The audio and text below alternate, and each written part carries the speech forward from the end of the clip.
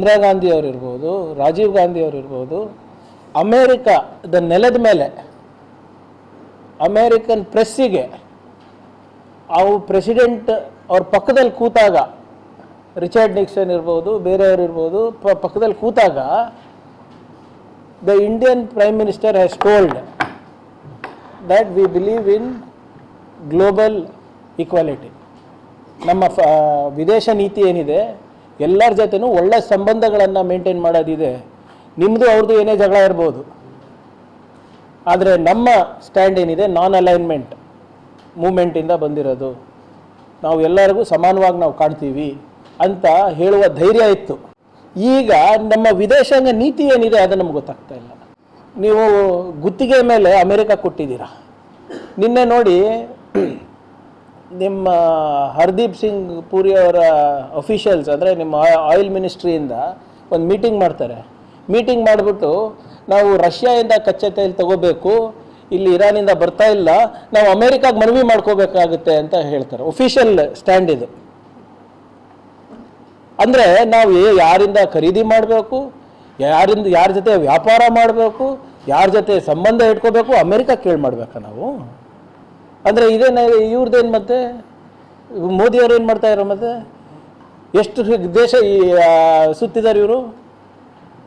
ಕಳೆದ 12 ವರ್ಷದಿಂದ ಒಂದು 500 ಕಡೆ ಹೋಗಿ ಬಂದಿರಬೇಕು, 500 ಸರಿ ಆಚೆ ಹೋಗಿ ಬಂದಿರಬೇಕು. ಯಾರ ದುಡ್ಡಿನಲ್ಲಿ? Public money, tax payers money. And what is the outcome? ಸಿಕ್ಕಿದ್ದೇನು ನಮ್ಮ ಜನರಿಗೆ? ಪರವಾನಗಿ ಬೇಕಾ ನಮ್ಗೆ ಅಮೇರಿಕಾಯಿಂದ? What is our foreign policy? ಎಲ್ಲಿದ್ದಾರೆ ಈ ಮಿನಿಸ್ಟ್ರಿ ಆಫ್ ಎಕ್ಸ್ಟರ್ನಲ್ ಅಫೇರ್ಸ್? ಎಲ್ಲಿದ್ದಾರೆ ನಿಮ್ಮ Ajit Doval national security adviser? ಎಲ್ಲಿದ್ದಾರೆ? See, our foreign policy is in complete shambles. ಹೌದು, ಈಗ ಎಲ್ಲನೂ ಅವರಿಗೆ ಕೇಳಿ ಮಾಡ್ತಾ ನೋಡಿರಿ ಸರ್. ಈಗ ನೀವು ನೋಡಿದ್ದೀರಾ, ನಾನು ಹೇಳೋದಲ್ಲ. ಟ್ರಂಪ್ ಅವರು, ನಾನು ಮೋದಿ ನಮ್ಮ ಭಾಳ ಒಳ್ಳೆ ಫ್ರೆಂಡ್ ಇದ್ದಾನೆ, ಆದರೆ ನನಗೆ ಅವರು ಪೊಲಿಟಿಕಲ್ ಕೆರಿಯರನ್ನು ನಾನು ನಿರ್ನಾಮ ಮಾಡ್ಲಿಕ್ಕೆ ನನಗೆ ಇಷ್ಟ ಇಲ್ಲ, ಅದಕ್ಕೆ ನಾನು ಹೇಳಕ್ಕೆ ಹೋಗಲ್ಲ ಅಂದರೆ ಇವರು ಒಬ್ಬರನ್ನ ತುಟಿಕ್ ಪಿಟಿಕ್ ಅಂದ್ರೆ ಏನದು? ಏನು ರಹಸ್ಯ ಇದೆ ಟ್ರಂಪ್ ಅವ್ರ ಹತ್ರ? That will destroy Narendra Modiji's career. ಎಷ್ಟು ಟ್ಯಾಕ್ಸ್ ಹಾಕ್ತಾ ಇದ್ದಾರೆ, ಏನು ಟ್ಯಾರಿಫ್ ಹಾಕ್ತಾ ಇದ್ದಾರೆ?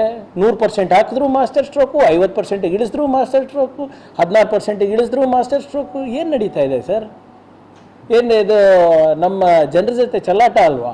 ಈ ಕಡೆ ಇಸ್ರೇಲ್ ಪ್ರಧಾನಮಂತ್ರಿನೂ ನನ್ನ ಫ್ರೆಂಡ್ ಅಂತಾರೆ, 4 ದಿನ ಹೋಗ್ಬಿಟ್ಟು ಇರ್ಲಾರ್ದು ಅವಾರ್ಡ್ ತೊಗೊಂಡು ಬರ್ತಾರೆ. ಅಸ್ತಿತ್ವಕ್ಕೆ ಇರಲಿಲ್ಲ ಅವಾರ್ಡು, ಯಾವುದೋ ಕೆನ್ಸೆಟ್ ಅವಾರ್ಡೋ ಯಾವುದೋ ಅಂತ. ಏನು ಸರ್? ತಾಂಬರ್ದು, ಅದಕ್ಕೆ ಗೋಲ್ಡ್ ಪ್ಲೇಟ್ ಹಚ್ಚಿ ಹಾಕ್ಸ್ಕೊಂಡು ಬರ್ತಾರೆ. ಅದು ಅಸ್ತಿತ್ವಕ್ಕೆ ಇರಲಿಲ್ಲ ಅವಾರ್ಡ್ ಇವ್ರಿಗೆ ಕೊಡೋ ತನಕ. ಒಂದ್ಸರಿ ಒಂದು ಕಡೆ ಇವ್ರ ಫ್ರೆಂಡ್ ಅಂತಾರೆ, ಇನ್ನೊಂದು ಕಡೆ ಡೊನಾಲ್ಡ್ ಟ್ರಂಪ್ ಬೆಸ್ಟ್ ಫ್ರೆಂಡ್ ಅಂತಾರೆ. ಅವರು ಪ್ರಚಾರಕ್ಕೆ ಹೋಗ್ತಾರೆ. ಆದರೆ ನಮಗೇನು ಲಾಭ ಆಯ್ತು ಹೇಳಿ?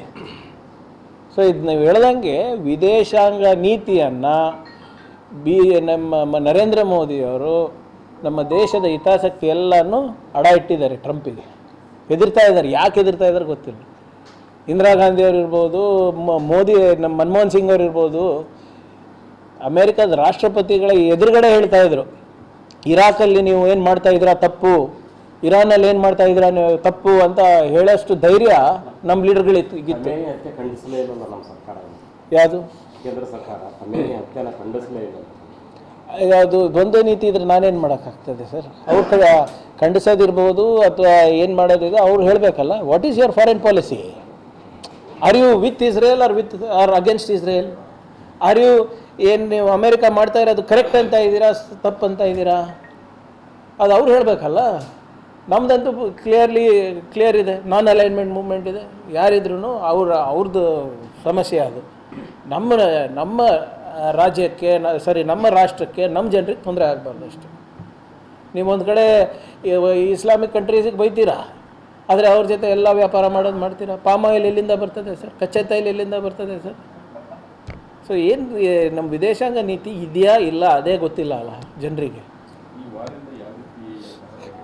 ಈಗಾಗಲೇ ಎಫೆಕ್ಟ್ ಆಗಿದೆ ಅಲ್ಲ ಸರ್. ನಿನ್ನೆ ನೋಡಿ ನಮ್ಮ ಸೆನ್ಸೆಕ್ಸ್ನಲ್ಲಿ 6.5 ಲಕ್ಷ ಕೋಟಿ ರೂಪಾಯಿ ಸಂಪೂರ್ಣವಾಗಿ ಹೋಗ್ಬಿಟ್ಟಿದೆ. ಈಗಾಗಲೇ ನಮ್ಮ 100 ಮುಟ್ತಾ ಇದೆ ನಮ್ಮ ಪೆಟ್ರೋಲ್ ಡೀಸೆಲ್ ಬೆಲೆ. ಈಗೇನಾಗುತ್ತೆ ಯಾರಿಗೆ ಗೊತ್ತು. ಈಗ ನಿನ್ನೆ ಆಲ್ರೆಡಿ 13% ಕಚ್ಚಾ ತೈಲದ ಬೆಲೆ ಜಾಸ್ತಿ ಆಗಿದೆ. ಆಲ್ಮೋಸ್ಟ್ $82 ಪರ್ ಬ್ಯಾರೆಲ್ ಆಗಿದೆ. ಈಗ ಏನೇನು ಮಾಸ್ಟರ್ ಸ್ಟ್ರೋಕ್ಗಳು ಕಾದಿದೆಯೋ ನಮ್ಮ ಜನರಿಗೆ ಗೊತ್ತಿಲ್ಲ. ಆಮೇಲೆ ಯಾರು ಇದನ್ನು ಸರಿಪಡಿಸ್ಬೇಕು ಪಾಪ ನಮ್ಮ ಹರ್ದೀಪ್ ಸಿಂಗ್ ಪುರಿ ಅಲ್ಲ ಮಿನಿಸ್ಟರ್ ಅವರು ಎಪ್ಸ್ಟೀನ್ ಫೈಲಲ್ಲಿ ಬ್ಯುಸಿ ಇದ್ದರು. ಇದ್ರ ಬಗ್ಗೆ ಅವ್ರಿಗೆ ಕಾಳಜಿ ಇಲ್ಲ.